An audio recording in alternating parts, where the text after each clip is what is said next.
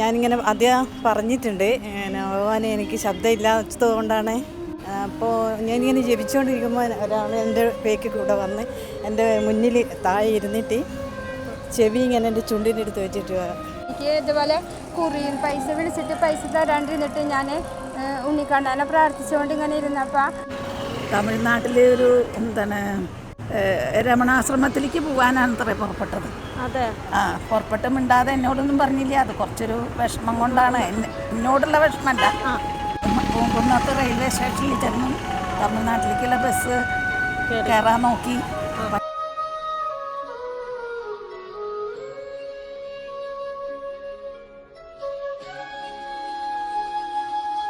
അങ്ങനെ എപ്പോഴും ഉണ്ടാവുന്നുണ്ട്.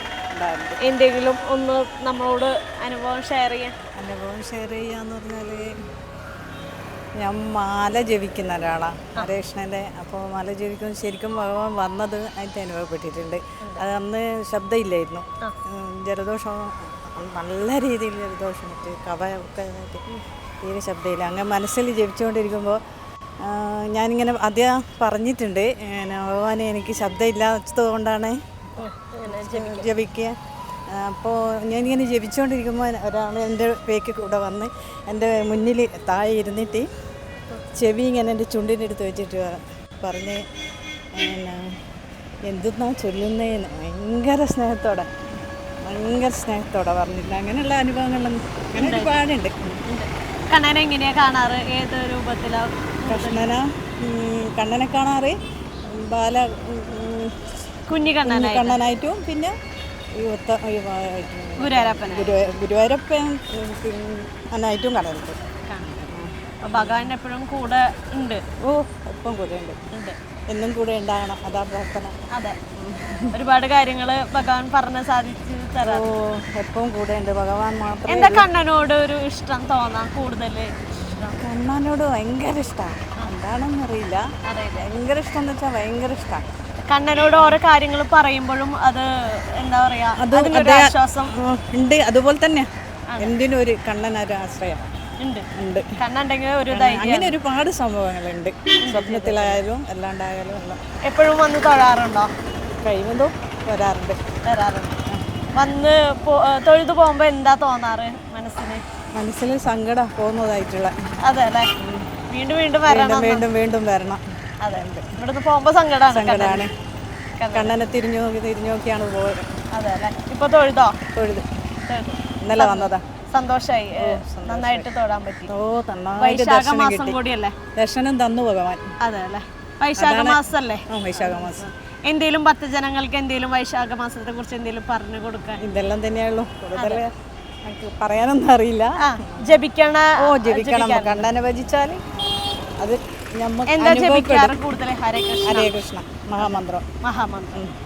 അത് ജപിക്കുമ്പോ മനസ്സിനും ആശ്വാസം തന്നെ. കണ്ണൻ കൂടെ ഉണ്ട്. അതെ, എല്ലാവരും കൂടെ ഉണ്ടാവും. ആത്മാർത്ഥമായിട്ട് പ്രാർത്ഥിച്ചാൽ കേൾക്കും. തീർച്ചയായിട്ടും കേൾക്കും. എൻ്റെ അനുഭവം പറയാം. ഒരുപാട് സന്തോഷമാണ്. അമ്മ അത് പറയുമ്പോ ഇമോഷണൽ ആവണം. ഒരു വിഷമം അല്ല, എന്തോ കുറച്ചൊരു വിഷമം ഉണ്ടായിരുന്നു. സ്വയം വയസ്സായവർ ഉണ്ടാവില്ലേ, ഇറങ്ങിപ്പോയി. ഞങ്ങൾ തൃശ്ശൂർക്കാണെന്നൊക്കെയാണ് വിചാരിച്ചത്. തൃശ്ശൂർക്ക് പോകാറുണ്ട്, പിന്നെ കാണാനില്ല. കുറച്ച് എത്ര കഴിഞ്ഞിട്ടും കാണാനില്ല. ഒടുക്കം തമിഴ്നാട്ടിലെ ഒരു എന്താണ് രമണാശ്രമത്തിലേക്ക് പോകാനാണ് അത്ര പുറപ്പെട്ടത്. പുറപ്പെട്ട് മിണ്ടാതെ എന്നോടൊന്നും പറഞ്ഞില്ല. അത് കുറച്ചൊരു വിഷമം കൊണ്ടാണ്, എന്നോടുള്ള വിഷമമല്ല. ആളൊക്കെയുള്ള സ്വയം മിണ്ടാതെ പോയി. പൂങ്കുന്നത്ത് റെയിൽവേ സ്റ്റേഷനിൽ ചെന്നു തമിഴ്നാട്ടിലേക്കുള്ള ബസ് കയറാൻ നോക്കി. പക്ഷെ ആ ട്രെയിൻ വന്നില്ല. പകരം പൂങ്കുന്നത്തും ഗുരുവായൂർക്കുള്ള ട്രെയിൻ വന്നു. സ്വയം തോന്നി ഇങ്ങോട്ട് കയറി വരെ.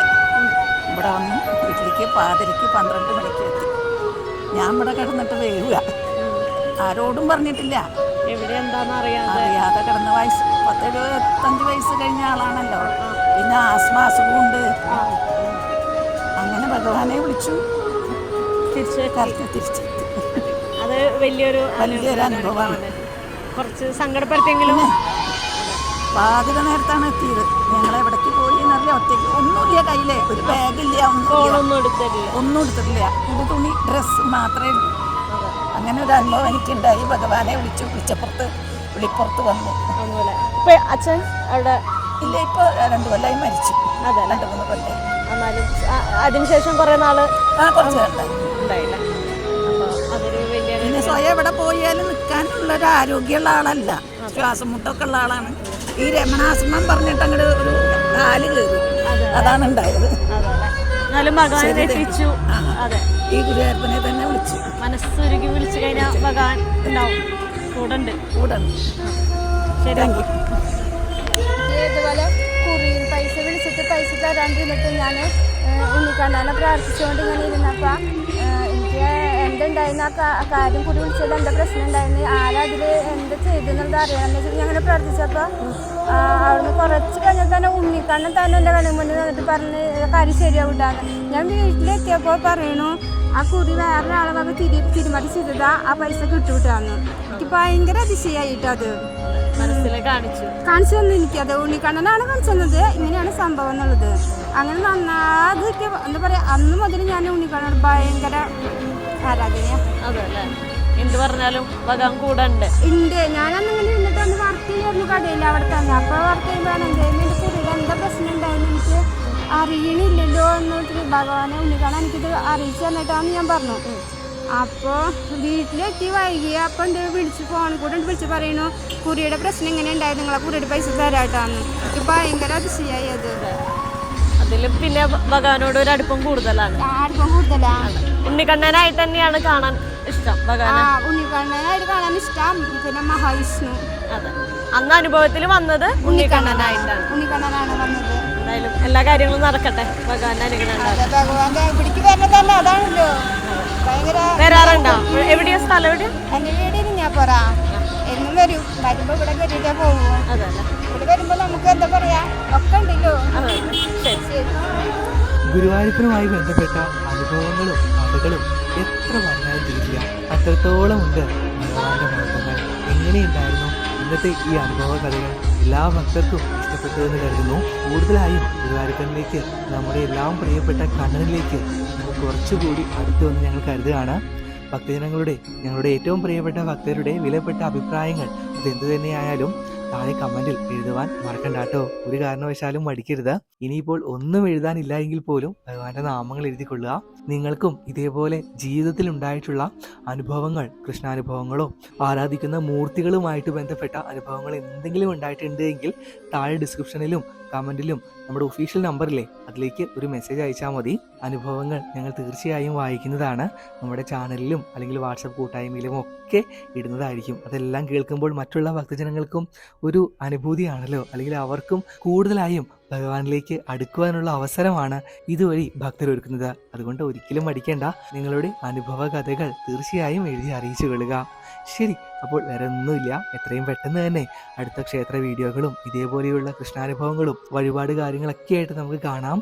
ഭഗവാൻ ആ കള്ളക്കണ്ണൻ എല്ലാ ഭക്തരെയും 2 കൈയും നീട്ടി ഈ വേളയിൽ അനുഗ്രഹിക്കട്ടെ എന്ന് പ്രാർത്ഥിച്ചുകൊണ്ട് നിർത്തുന്നു. കാണാം, പകലാം. നന്ദി, നമസ്കാരം.